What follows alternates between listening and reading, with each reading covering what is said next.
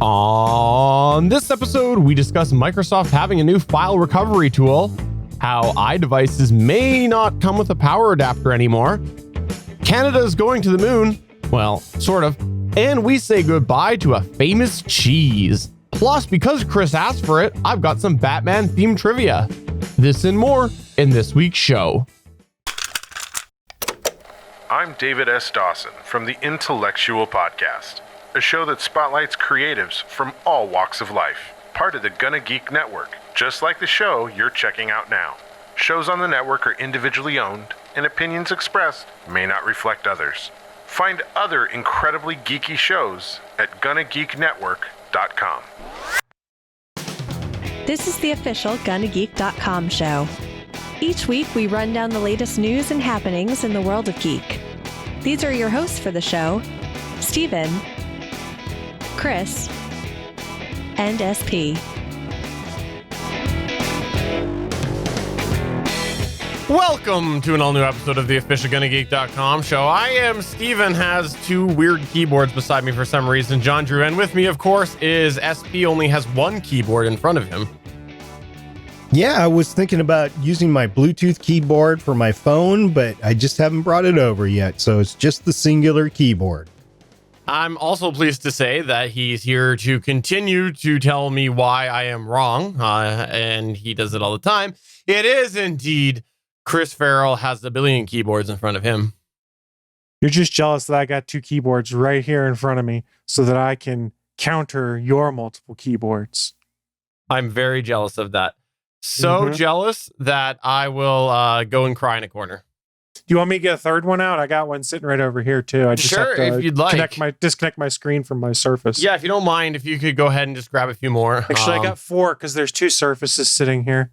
So for the audio listener, I have a backdrop behind me. It's an illuminated backdrop, and on there is microphones. I would like to see Chris Farrell have a backdrop of all keyboards. That's what it should be. Will you finance my construction of said backdrop?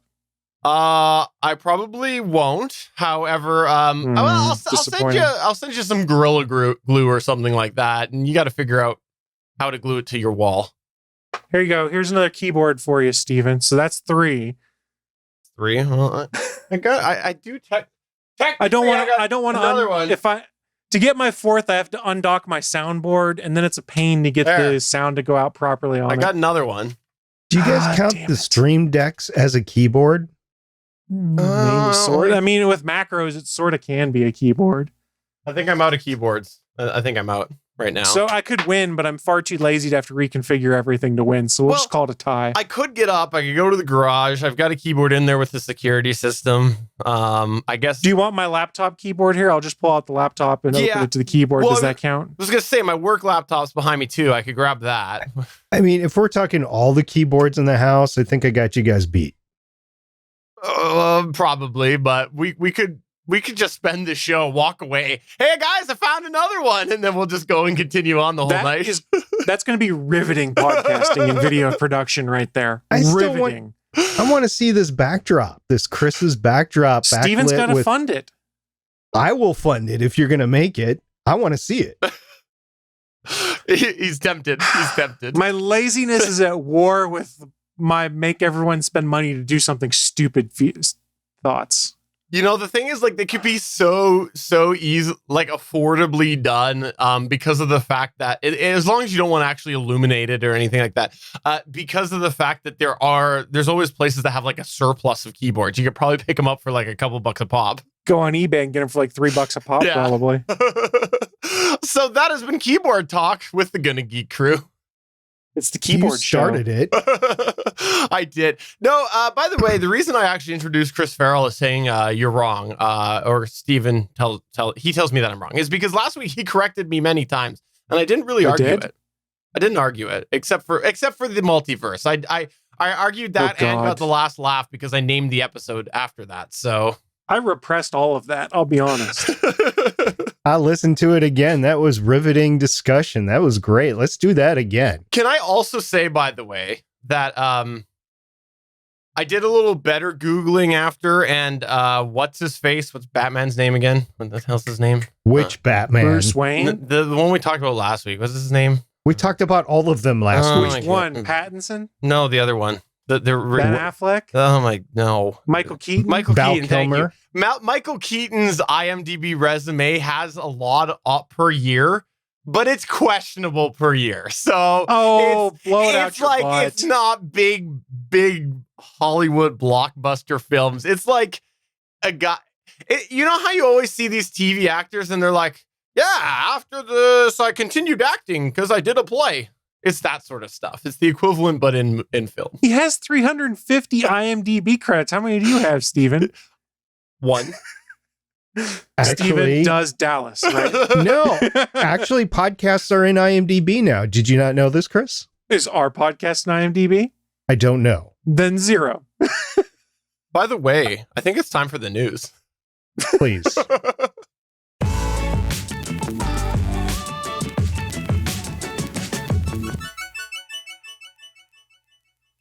All right, let's kick it all off here with some really odd and like what feels like really, really late Microsoft news. This is about a new tool that they are releasing. Microsoft has revealed or released a new app on the Microsoft Store that's designed to help with the recovery of deleted files. The app, which is named Windows File Recovery, is a command line utility that can attempt to recover deleted files from both internal and external drives, as well as USB drives and other media.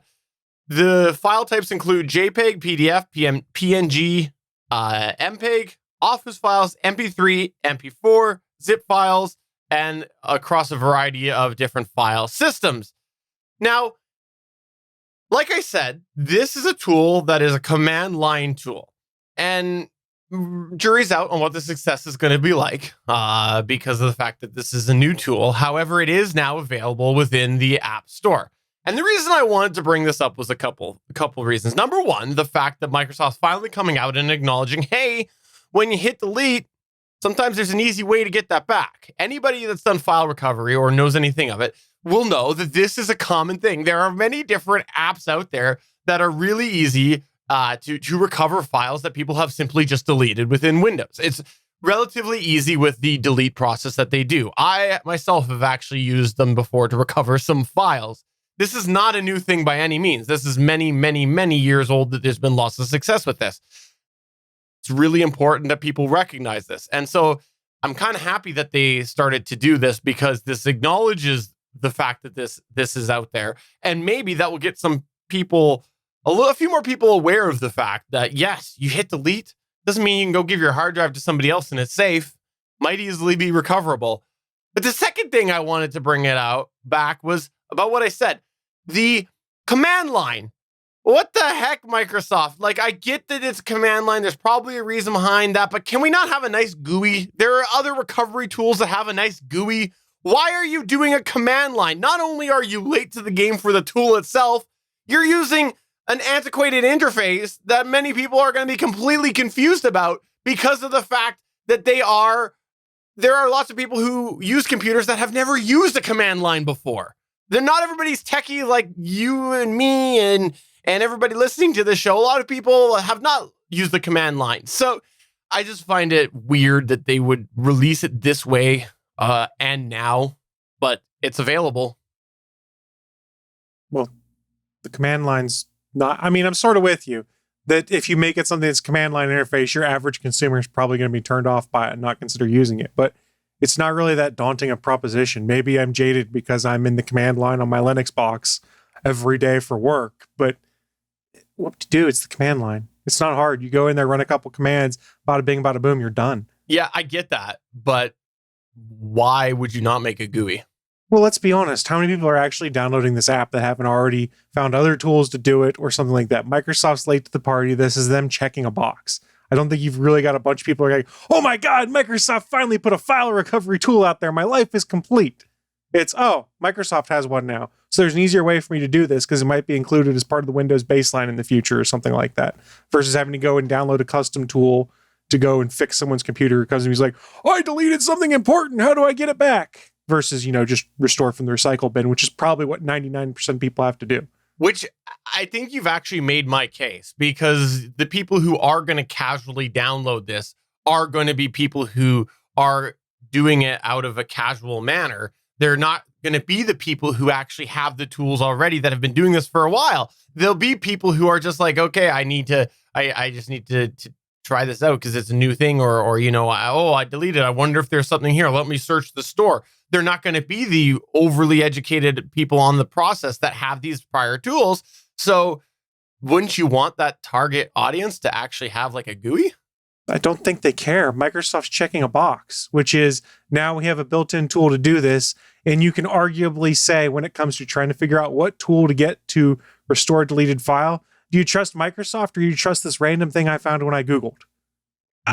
You're probably going to trust Microsoft more than random tool X that you may never have heard of before, that God knows what else is being installed on there. All they're doing is checking a box. But if I was to not know command line and I started to do the Microsoft thing and I got confused, then I'm going to go and Google the other one. Steven, you'll also Google how to use the tool. Let's be honest. Google will answer any of these questions. If you forget a command line command, all you do is Google, how do I do this in DOS? Boom, there's your command. Or how do I do it in Linux? Google knows everything if you get stuck. And then, I don't know, I haven't looked at this tool yet. Microsoft probably has some fairly decent directions that go along with, here's what you need to do, here's the commands you need to know, stuff like that. I mean, I understand the complaint, it's command line, but we're dogging them for putting out a free tool that replaces what is often paid hardware that people are buying to restore deleted files. Why? They gave us something free that presumably will do the job. So let's ask SP what his thoughts were, because all I took away from Chris is that Microsoft doesn't care about anybody. That's what I took from his statement. It's just like the multiverse again. I'm hoping that Microsoft is able to undelete files from a hard drive that's failed, because then I would actually use the tool. So what you're saying is that you want a backup service. Is that what you're saying? Yeah, I think that would be great if Microsoft actually did that inherently with everybody's computer. You know what they should do? They should create like a system, and like it could supplement a bunch of drives, so you'd have like one drive. That's what they should do. Is they should create something that's just like one drive, like wonton soup, like that. One drive. One drive. Yes, or one drive, like my brother. So like, sorry. So Steven, I think that was good. I hadn't even thought of that. I kind of understand less your complaint now that I've pulled up some stuff about this recovery tool. And literally when you run it, it brings up the Windows file recovery thing command line, gives you examples of how to run the tool, what all the different commands are. So literally all you're doing is looking at the example that's in there and changing a directory letter or something like that to run the tool. It's still a command line, and command lines are very intimidating for some people. And you like, we are techie, but there are people who are off-put by command lines. I will understand that, because if you go in and you change BIOS or something like that, it's kind of very similar to the command line. And that is something that you do not want to do, or go in and edit a sys file or something like that. You don't want to do that if you don't know what you're doing. And those people don't know that a command line won't completely screw up your computer unless you do, one of the mass delete commands or something like that, which you could do. But I think command lines are overrated. I grew up with computers that weren't computers, and then they started to be computers. So I'm very familiar with that sort of thing. Do I go into a command line? The last time I've gone into a command line, like the last 5, 10, 15 times, is to do a ping test, a continuous ping test, to test my internet connection, to test my modem, to test my Wi-Fi adapter, to test my computer. That's what I use a command line for, or command prompt for. And Steven, I do have a question for you on this. Does this work in the Mac OS terminal as well? Yes. I mean, yes, it does. If you're running Parallels and have a Windows instance in there, you could probably do it, but I don't think it's going to work in Mac OS because it's a Windows tool. No, you find it. So you get it through the Microsoft Store, and it's made by Microsoft. Therefore, it will work on Apple. All right, let's move on to the next news point, which is about some iOS or some i changes. What do we got going on in the world of i? I can't wait to see how Steven is going to just come 100% different opinion than me and steamroll me on this one. It's going to be delightful, everyone. Delightful. Can I just say right now that I disagree with your point? I rest my case, everyone. At least you know it's coming, Chris. Oh, I knew it was coming as soon as he mentioned the multiverse at the top of the show. So we've got some interesting theories coming from some well-connected analysts about this year's upcoming iPhones not having necessarily as much in the box as you're used to. And I'm going to butcher the guy's name here. I apologize. But according to a well-connected analyst by the name of Ming-Chi Kuo, I believe it is, Apple is planning to stop including a power adapter and earpods, in the box with 2020 models, and even remove the power adapter from the new iPhone SE's packaging later this year. His research note was reported on Apple Insider, Mac Rumors, 9to5Mac, The Verge. Pretty much any tech blog out there had picked it up. So why is Apple doing this? Supposedly it's an attempt to offset the cost increases that come with upgrading the iPhone range to 5G. Also, smaller packaging would be more eco-friendly and also reduce shipping costs since more phones could fit into a single shipment. Of course, there's also the conspiracy theory that if they don't bundle with headphones, you might be more inclined to buy some AirPods from them later. Right now, Apple includes EarPods with all iPhones, a 5-watt USB-A adapter with the iPhone 11 and SE, and an 18-watt USB-C adapter with the 11 Pro and 11 Pro Max. Last year's inclusion of that 18-watt charger came after years of complaints from customers regarding the slow 5-watt adapter, so I guess maybe that's part of why they're phasing it out, is people complain too much. I don't know. And I'm going to say something here, Steven, I'm sure you'll disagree. I sort of get the whole get rid of the headphones thing at this point in time, because most people already have headphones, or they use their Bluetooth ones they got already, or they have a comfortable pair. And those headphones that come in the box are literally just a backup pair that get tossed in your work bag or in a drawer. But to not include a power brick with a phone you are buying, I don't understand. I buy this phone, I have no way to charge it unless I buy a separate power adapter. I have one already. Presumably it will still include the cable, so I could plug it into a USB port in my car or plug it into a USB port on my computer. But how much are they actually saving to not include that power brick in there to charge my phone? That I don't get it. It's not it's the opposite of consumer friendly. If I'm buying a phone, you have to give me the means of how to charge it. Come on. I don't get it. What are you doing, Apple? Most people that buy iPhones now have a previous iPhone. So in this case, I have an iPhone 8 Plus. It has wireless charging. I've been using wireless charging on it forever. And if I use corded charging, it's usually, like you said, into the car or some sort of area that I'm in, or maybe a power brick that I have. So I'm not so incensed that they're not including a power adapter. Also, if they do knock $50 off the high-end phone price, they're not going to knock $50 off to you. They're going to knock it off on their bottom line. Right. So that's my point, is that they are knocking. The projection is that it's going to be $50 cheaper this year. The same models are going to be $50 cheaper. Where are they going to take that from? A power adapter. And they're going to catch you on the back end. If you want that 18-watt power adapter, then you're going to have to pay $50 for that Apple power adapter, or that.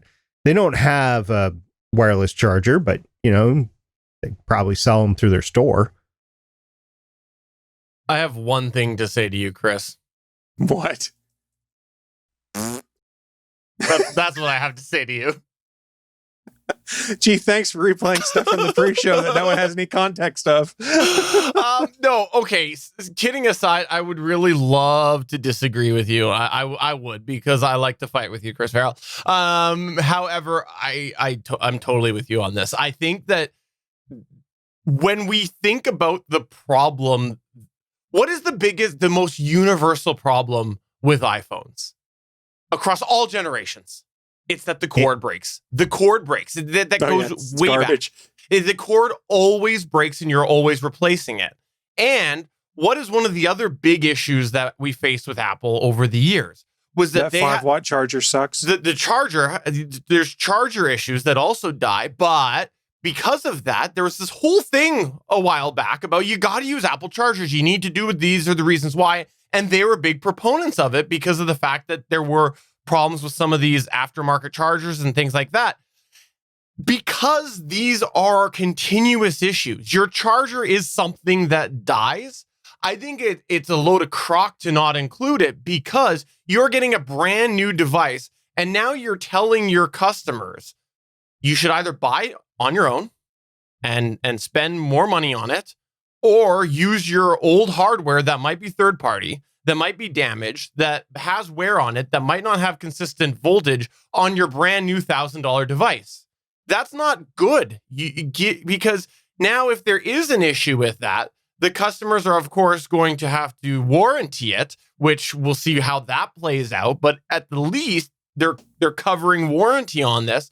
But I just think it's bad from the perspective of your device requires power. Why are you not setting up your consumer with a brand new power source? And I just think like this is a really silly thing to not include a power source for a phone. They want to go to no port, right? So this is the first step to that. They've already done the headphones thing, so gotten rid of the headphone not jack. Including a power adapter is a step towards the port. It's a step towards them cheaping out. I agree. Especially because they don't have a wireless charger yet. And it's not like there's a history of these chargers lasting forever. I think it's terrible. And I don't care who's not including it. If it was Google, I'd be giving them the same amount of flack too. This is not the AirPod issue, or the headphone issue where I thought it was a silly idea, but I said the consumers would evolve.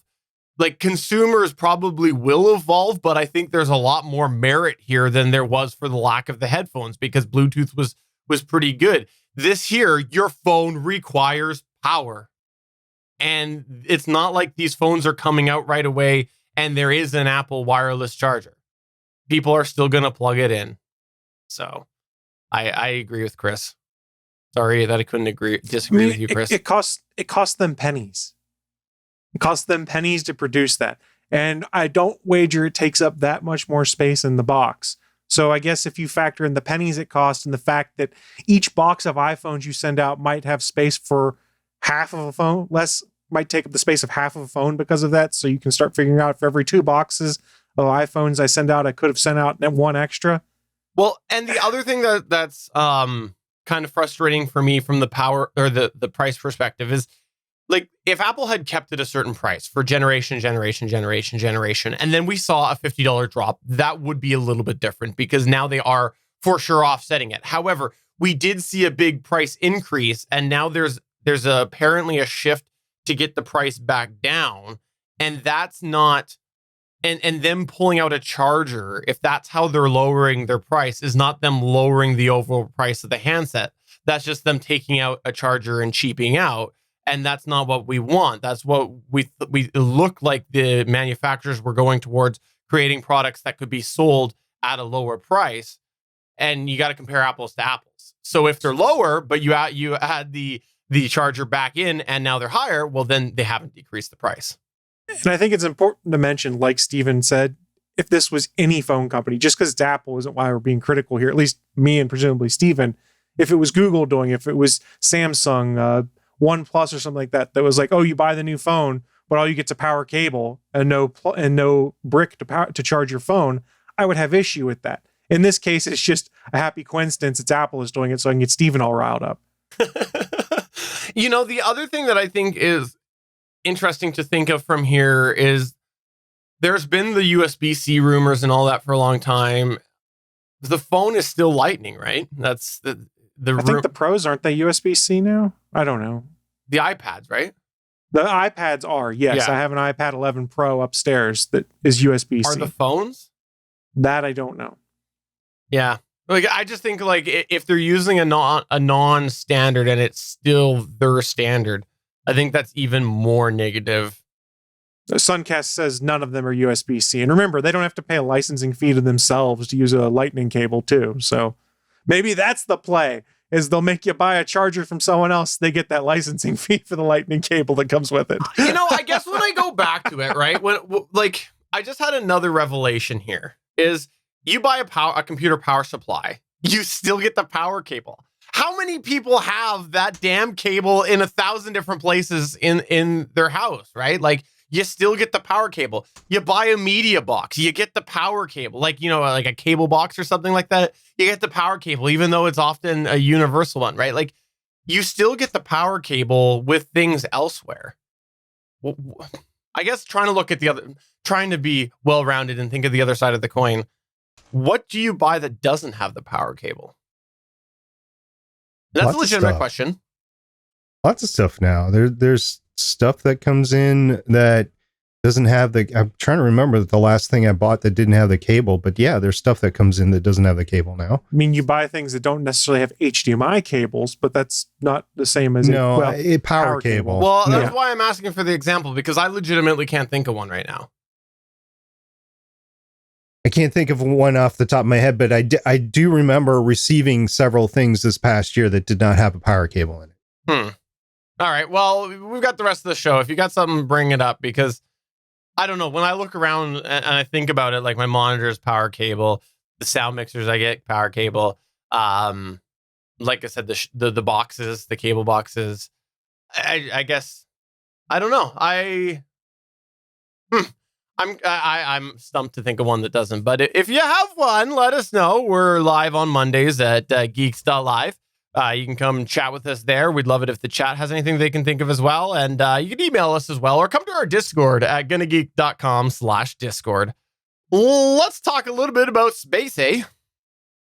Apparently, and Stephen led into that because Canada is now scheduled to go to the moon. Well, sort of. Lunar orbit. That's close enough, right?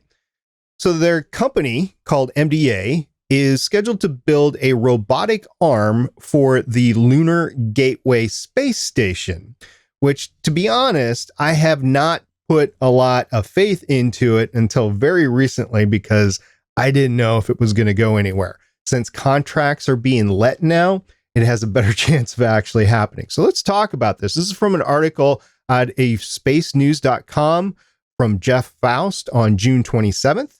And he said that the Canadian Space Agency announced on Friday, June 26th, it plans to award a contract to McDonald Detwiller and Associates, also known as MDA, to build a robotic arm that will be Canada's contribution to the Lunar Gateway. The deal covers development of what the agency calls Canada Arm 3, which is an overarching robotic system for the Gateway, rather than a single robotic arm. It features one arm, 8.5 meters long, as well as a smaller but more dexterous second arm. The system also includes a set of specialized tools and incorporates artificial intelligence technologies to enable operations without human controllers. HAL 9000, anybody? Okay. We don't learn up here, okay? Apparently not. The selection of MDA is not surprising. The company built the original Canada arm for the space shuttle and the Canada Arm 2 with the Dextra manipulator, which is currently operating on the International Space Station. MDA was previously part of US-based Maxar and was sold to Canadian investors in a deal that closed in April and did include the arm technology.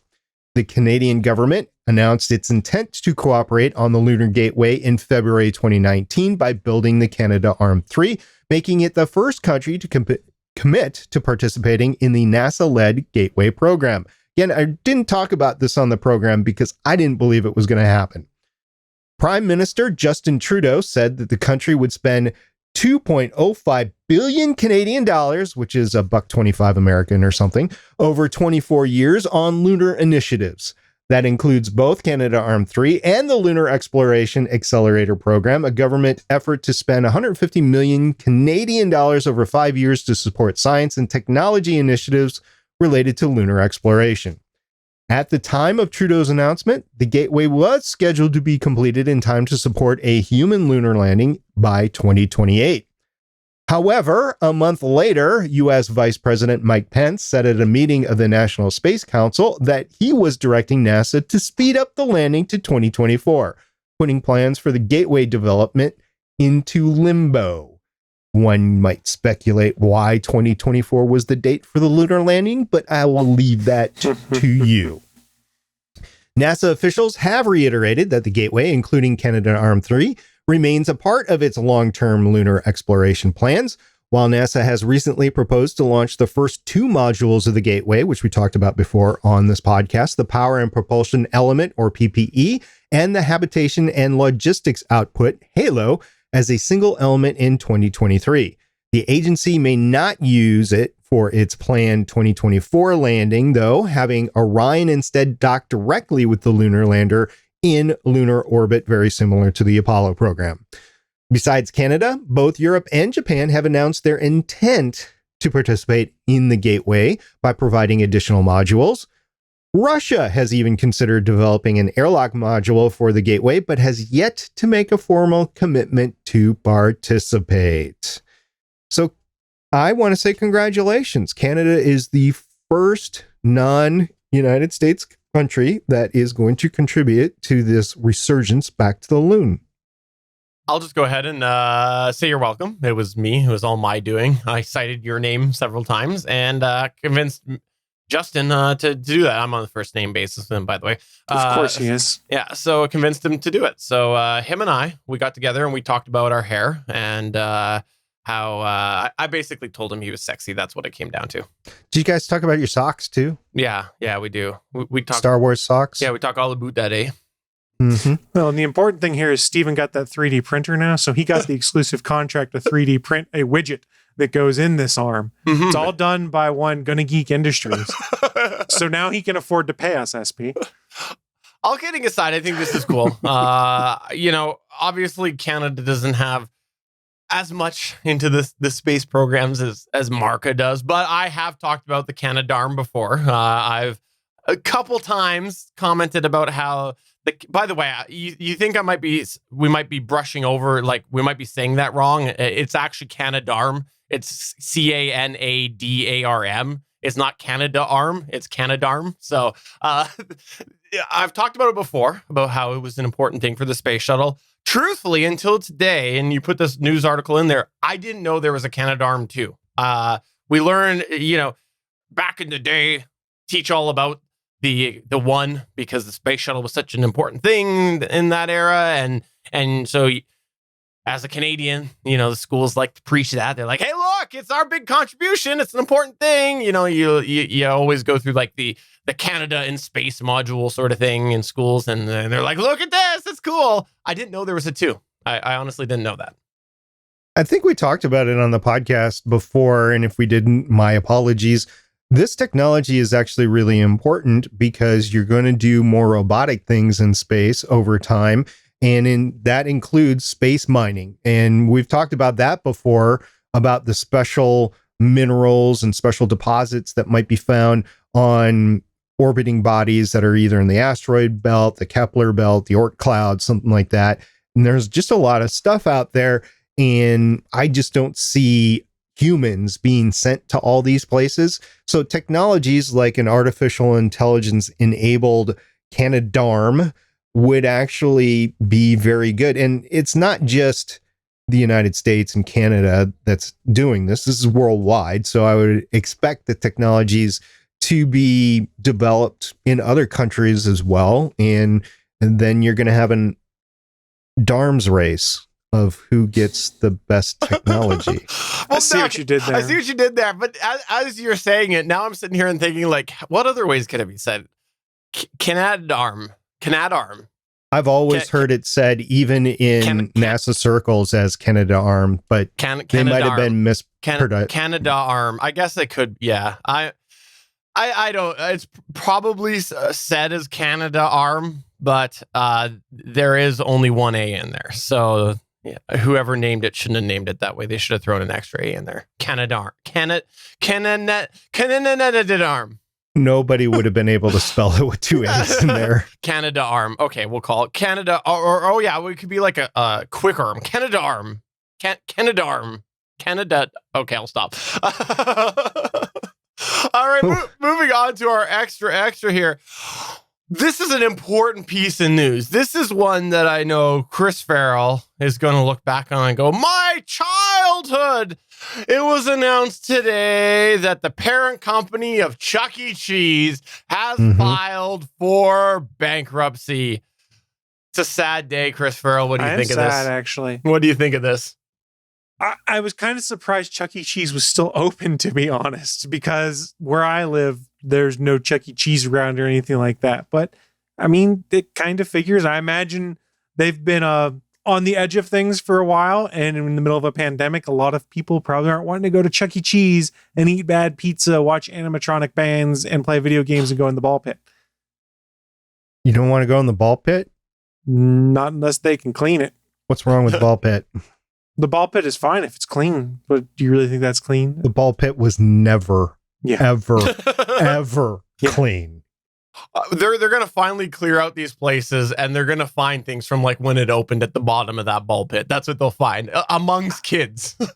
I think the funniest thing I saw was on Twitter. There's a guy I follow by the name of Mint Zula who's big in the Diamond Club side of things. He goes, here's my great business plan. Someone fund me. We buy up all of these old Chuck E. Cheeses in the states where marijuana is legal. You pay $4.20 an hour to come in and play video games, eat crappy pizza, and watch the animatronic band and smoke all your weed that you bring in with you. We'll be rolling in the cash. That's funny. So I never had a Chuck E. Cheese around here. I've never been to a Chuck E. Cheese, but as a kid, like I would get the commercials and I'd be like, oh, I want to go. It looks so cool. And then as I got a little older, I'm like, why do I want to go to this? This doesn't look cool. This looks terrifying. So anyways, I'm sad for you, Chris Farrell. I am sad for you.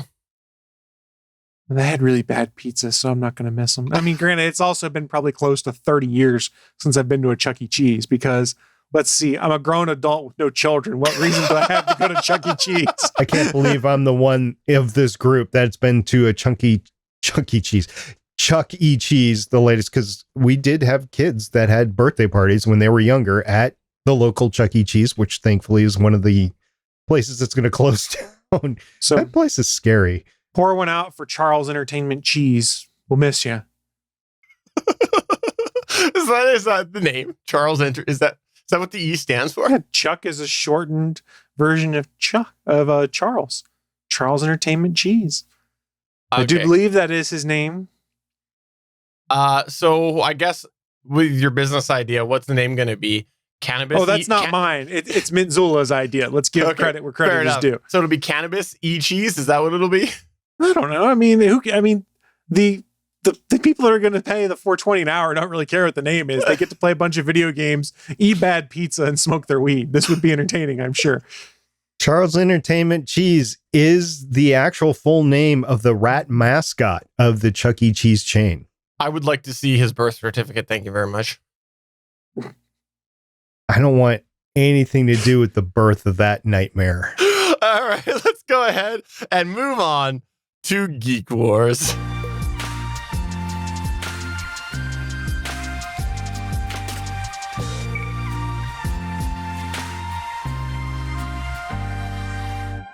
Can I just say that Charles Entertainment Cheese is a lot less fun of a name? Why do you think they called it Chuck E. Cheese? All right. So last week on the show, Chris Farrell and I had another heated discussion. We had a heated discussion about Batman. We briefly mentioned at the top of the show. At the top of the show, we talked about Batman, and I believe Chris Farrell's words were something to the effect of that nobody talks about the Schumacher Batman films anymore. So I thought it was my responsibility as a entertainer here to start the conversation again. We talked about it. Joel Schumacher did pass this last week, and Chris Farrell feels that his Batman films did not get enough recognition, so I thought I would solve that problem. I think I said Batman Forever is actually a better movie than people remember. It's just Batman and Robin that's trash. So today we're going to talk about the two. We're going to talk about Batman Forever, and we're going to talk about Batman and Robin. Question. Yes. Do we get bonus points for freeze puns like Arnold Schwarzenegger? Yes, we do. Cool. Just did one right there. One bonus point for Chris. And so if you're not familiar with this, what will happen is I will ask a question and these two will compete to see who is the bigger Batman fan. They will answer by saying their name or a name that they have made up, and they will get the chance to answer. If they don't answer correctly, the other person has an opportunity to steal the point and answer as well. And after the first couple, we'll go ahead and kind of alternate back and forth between the two films. Just got to keep things wonderfully balanced. I think it's important that we balance the love of Batman Forever and Batman and Robin. Are you two ready? For the record, I have stated on this podcast before and other podcasts that I am not a Batman fan. So, Chris, congratulations. You might know these. I actually stuck. Some of them are obvious. Some of them are you might. Okay. All right, let's roll. All right, let's go ahead and start it off here with question number 1. The Batman Forever poster featured 5 people on it. Who was on it aside from Val Kilmer, Chris O'Donnell, Tommy Lee Jones, and Jim Carrey? What? Chris. All right, Chris. Nicole Kidman. It was Nicole Kidman. You are correct. That means Chris is at 1. Which brings us to question number 2. What was the name of Nicole Kidman's character in Batman Forever? Chris. Chris? Dr. Chase Meridian. Wow, I didn't think you were going to get that. Okay, that I just watched this movie like a week ago. Did you? Oh, God. I didn't realize this. Oh, man. I'm sorry, SB. Like I said, congratulations, Chris. All right, so then, moving on to question 3. In the poster for Batman and Robin, who was featured at the very top? SP. SP. Do you want the character or the actor? Either or. Arnold Schwarzenegger. You're absolutely correct. It was Arnie. Arnie got the top spot on the poster, which was not surprising, but odd. It was I just remember that because his kind of got a chrome dome right on the top of everything. So. And, well, he was the biggest name at that time too. George Clooney was not George Clooney yet at that point. And it was almost George Clooney was pretty popular, I think, but it was like a quad almost, but then they had 5 people on it, so there's 2 shoved into one. It was a really poorly designed poster. George Clooney was still mostly a TV guy at that point in time. Yeah, when was Ocean's 11? That was what, 2001? Yeah, okay, so he was big at Ocean's 11. Yeah, this was when he was doing ER still, I believe. That's true. Or around that same time frame. All right, so next question. What was the name of the acrobatic act that Dick Grayson was a part of in Batman Forever? All right, Chris? The Flying Graysons. Yeah, you're right. Sorry, SB. This is going to be a quick one. It was on the tip of my tongue, but I knew Chris was going to get that because, well, he is the Batman fan of the two of us. All right. So then let's flip back to Batman and Robin. Ugh. What was Batgirl's actual name in Batman and Robin? And bonus points if you can list what her relationship was to the other characters. Her actual name? What was her non-Bat name? Like Chris? Okay. Barbara? I need the full name. Gordon? No, that's incorrect. I know the relationship, but Care to guess? No. I'm out. Okay, then what's the relationship, Chris? Chris, she is Alfred's niece. Yes, I will give you a point for that. It was what was her last name? Barbara Wilson. Barbara Wilson was what her name was. I wouldn't have gotten that. For some weird reason. I have How ridiculous is it they didn't make her Barbara Gordon and that made her Alfred's niece? Yeah, Come I on. know. Have some respect for the source material. Was there some sort of IP thing that Warner Brothers wasn't giving them or something? No. Yeah. It's just they didn't really introduce they introduced Commissioner Gordon like Batman, the original one that Burton did, and then I don't think he ever showed up again. So having her be Barbara Gordon, I think, wouldn't have resonated with anyone. So it was, let's make her Alfred's niece because this is brilliant. It wasn't. It's a bad movie, guys. Batman and Robin is a bad movie. All right, so It had Robin in it, though. I mean, if you didn't know anything about Batman, it had the characters. Chris O'Donnell was pretty awesome. Chris O'Donnell's not a bad Robin. No, he was great. I think that he was. It is so sad to see him on TV now because he's so old. I always think of him as Robin. I will say that he is a far better Robin than Burt Ward. I'll say it. He could come back as Nightwing now, though, right? Oh, that'd be so good. And he's still actiony because he's in NCIS LA. Mm-hmm. That would be so good. Actiony. Except they're not going to bring back anything from the Schumacher films. Let's be honest. No. All right. So then, let's go to the next one. In Batman Forever, in Batman Forever, what did Bruce and Dick bond over? Chris. All right, Chris. Motorcycles. Yeah, it was motorcycles. Hmm. That's 5 for Chris, 1 for SB. I'm lucky to get the one. All right. And next one. In Batman and Robin, who played the character of Poison Ivy? Chris. All right. Uma Thurman. It was. I tried, SB. I even drew it out, hoping you would read my thoughts and see where I was going there. Right when he said Chris, I'm like, it's Uma, but oh well. All right. You gotta remember, this movie came out in 96, 98. So you're talking about a Chris Farrell that was 13 or 14 years old at that time. He was very aware of Uma Thurman in that movie. I was more aware of Alicia Silverstone. I'll say that. I'll admit it. Fair. What was the name of Ed Nygma's technology company in Batman Forever? Chris? Nigmatech. It was Nigmatech. And next question here. I got 2 more. I'm going to rearrange these here. Finish this riddle. Tear one off and... That was the riddle from Batman Forever. Oh, I don't remember Finish this riddle. Tear one off and... Shiver me timbers. I don't know.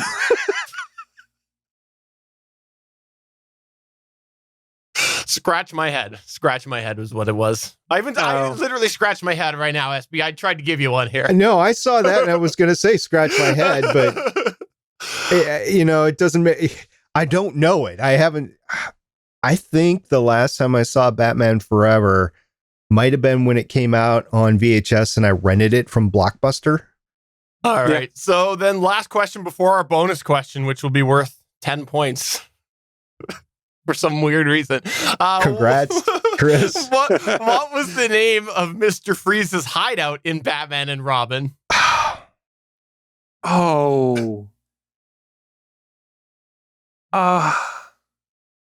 Chris?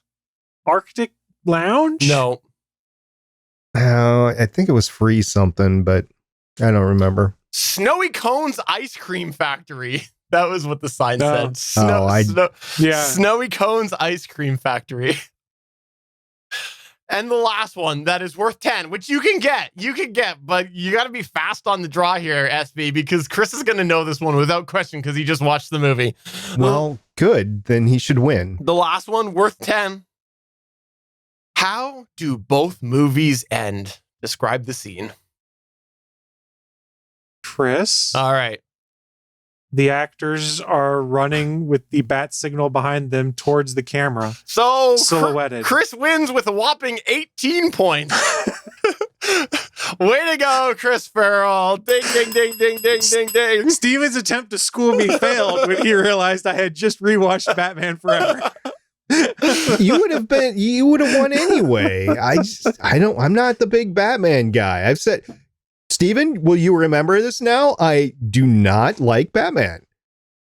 I look forward to the next episode of Geek Wars where SP will ask Batman questions. Yeah, okay. Can we do the Nolan verse Batman movies next time? Perhaps. But no, I appreciate you going with me on that ride as we talked about 2 of the best Batman films to see the light of day.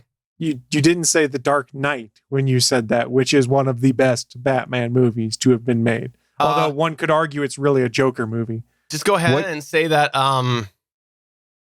Jim Carrey. Jim Carrey's not a bad Riddler. He's far better character than Heath Ledger's character. Oh, you are so full of crap right now. You're just trolling me. I'm absolutely trolling. I didn't believe that for a second. I just looked in the box office. The Dark Knight had over $1 billion. So yeah. Okay. You know, you actually were talking about, you were saying that he was a good Joker. I wish they just pulled him back just a little, because I agree. I actually think he was a really good fit for a Joker type, or not Joker, for a Riddler type character. I thought that Jim Carrey did do a good Riddler. In that time period. Yeah.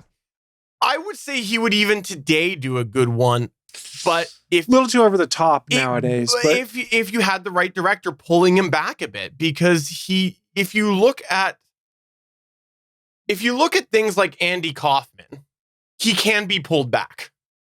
And so that's what I think was missing there, is someone to pull him back a bit. Well, you got to realize, and this is not a dig at Joel Schumacher, but what he was asking him to do there was to be Jim Carrey over the top. I mean, that's what the goal was in 1995 or 96, whenever this movie was. It was, you need to put the Jim Carrey slant on the Riddler. Okay. But those that are like, Riddler's a garbage character, Jim Carrey does a terrible job, he straight up kills a dude, like in the first scene he's introduced, if I remember correctly. He does. He kicks his boss out the window in an office chair. I mean, he's pretty brutal. I would like to see Adam Sandler start off the movie as Scuba Steve, and then something horrible happens to him and he becomes the Riddler. That would be awesome. Kent has an interesting point in the chat. He goes, I think he'd pull himself back a little bit. Instead, Jim Carrey and Tommy Lee Jones got into a contest over who could be more over the top. Tommy Lee Jones does deserve more hatred for the over the topness than he gets. Like he was pretty over the top. It wasn't Two-Face. It was a Two-Face version of the Joker, almost, is what he was playing. And that's fine. That's what he was told to do at that point in time. But if you've read the comics or watched the cartoons, that's not Two-Face that like we saw there. Tommy Lee Jones does not have, he's a great actor and I love watching him. He's very entertaining. He does not have an extensive range. The same character that he played in Batman was the same character that he played in Men in Black, and the same character he played in Man of the House, which is actually the Tommy Lee Jones movie that has been watched most in my house because, well, the girls. I think he was a little bit different in Double Jeopardy. Oh, I forgot about that one. He was the same character in Captain America: The First Avenger.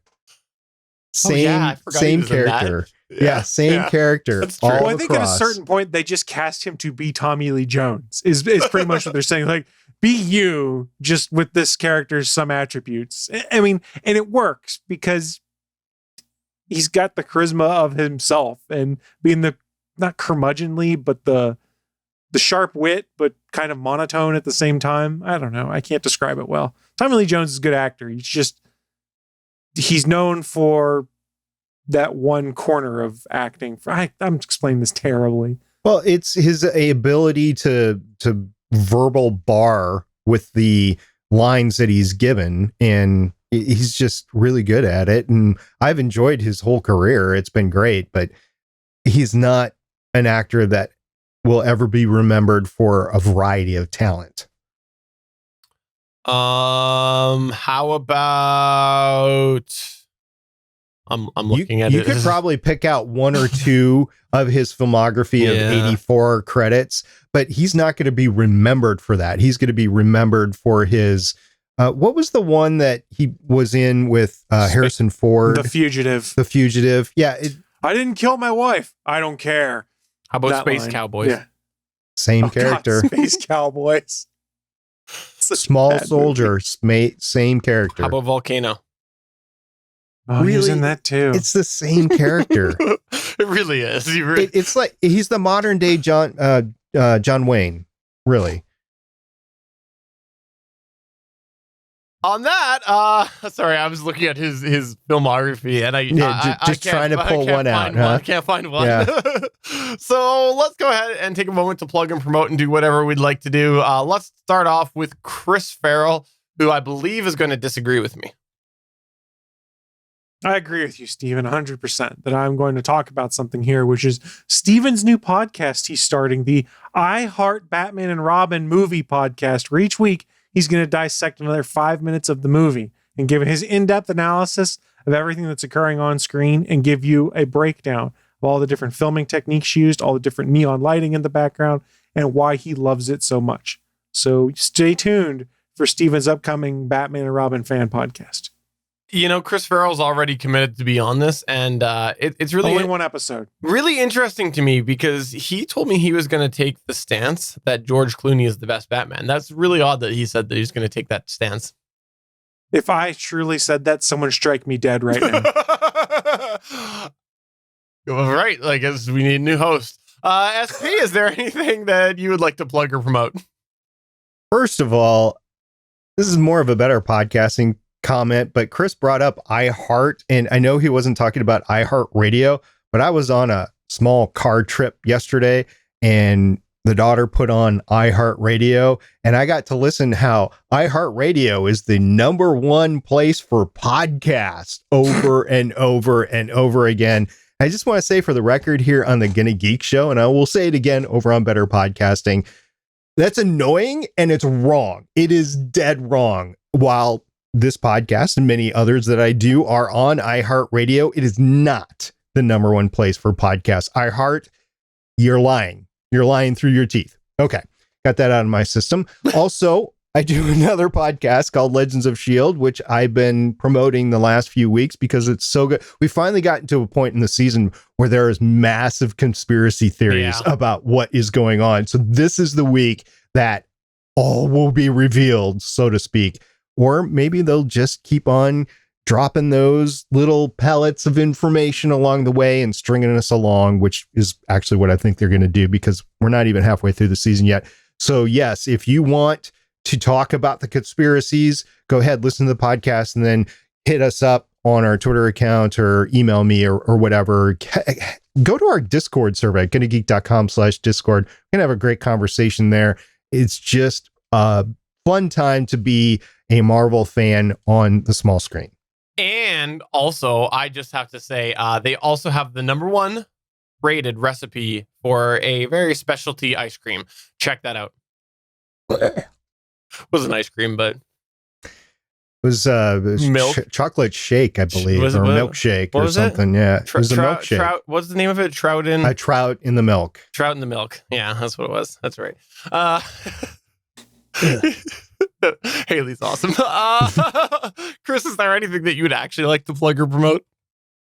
Just friendly reminder, there's a lot of live shows you can catch on the Gonna Geek Network. Go to geeks.live, scroll down to the bottom of the page, and there's the calendar of all of our upcoming live events. And lastly, before we go, I'll just let you know we're not going to be around next week. There will not be an episode. Well, I guess technically we'll be around, but we're not doing a show next week. So come back the week after and check out the show then, or just write at the Chris Farrell and tell him how much you love him and miss him, and maybe he'll just randomly stream. So on that note, for episode number 337 of the official GonnaGeek.com show, I'm Stephen John Drew saying Batman forever. And I'm SP saying, I want Robin back on the big screen. And I'm Chris Farrell saying Batman and Robin. By the way, I was really, as a kid, mad that they called the first one Batman Forever. It's like, no, that should be your last one. You can't use that and then have another movie. It makes no sense. Bye.